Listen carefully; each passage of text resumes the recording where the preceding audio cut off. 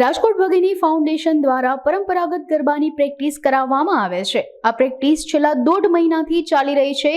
કાદંબરી દેવીના માર્ગદર્શન હેઠળ આ ફાઉન્ડેશન છેલ્લા 15 વર્ષથી કાર્યરત છે। આ ગરબા યોજવાનો ઉદ્દેશ્ય ક્ષત્રિય મહિલાઓ પોતાના ઘરમાંથી બહાર નીકળે અને પોતાની શક્તિનું પ્રદર્શન કરે તેવો છે। આ ફાઉન્ડેશન છેલ્લા 15 વર્ષથી તલવાર રાસ માટે જાણીતું છે।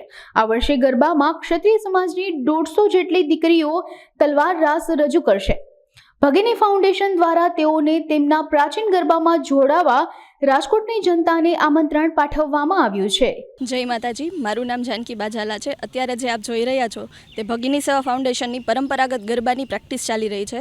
છેલ્લા 1.5 મહિનાથી આ પ્રેક્ટિસ શરૂ છે અને જે આ ભગીની સેવા ફાઉન્ડેશનને આપ જોવો છો તે છેલ્લા 15 વર્ષથી કાર્યરત છે અને એનું આ 16મું વર્ષ અત્યારે પરંપરાગત ગરબા માટેનું છે। ભગીની સેવા ફાઉન્ડેશન કે જેમના પ્રમુખ અમારા રાજકોટના રાણી સાહેબ કાદંબરી દેવીજી જાડેજા છે અને જેમણે આ શરૂ કરી છે કે ક્ષત્રિય મહિલાઓ પોતાના ઘરના રૂમમાંથી બહાર નીકળે અને કંઈક પોતાની શક્તિનું પ્રદર્શન કરે। આ એવું જ છે કે ભગીની સેવા ફાઉન્ડેશન છેલ્લા 15 વર્ષથી તલવાર રાસ માટે પ્રચલિત છે અને જે છેલ્લા 15 વર્ષથી અમે કરીએ છીએ એમાં દર વર્ષે નવું ને નવું ઉમેરતા જઈએ છીએ।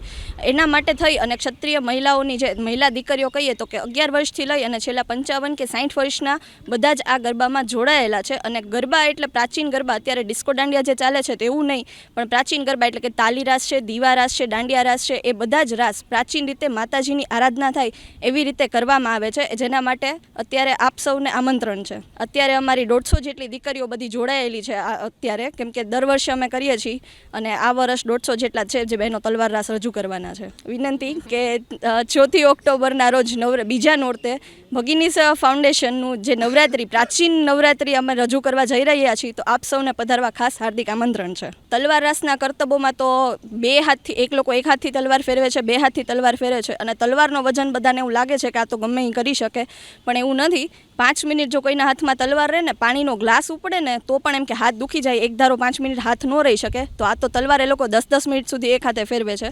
અમે લોકો એક વર્ષ બાઇક પર સ્ટન્ટ કર્યા છે, બીજી વખત જીપ અને બુલેટ લાવ્યા છીએ। આ વખતે પણ આપને કંઈક નવું જાણવા મળશે જે સરપ્રાઈઝ છે।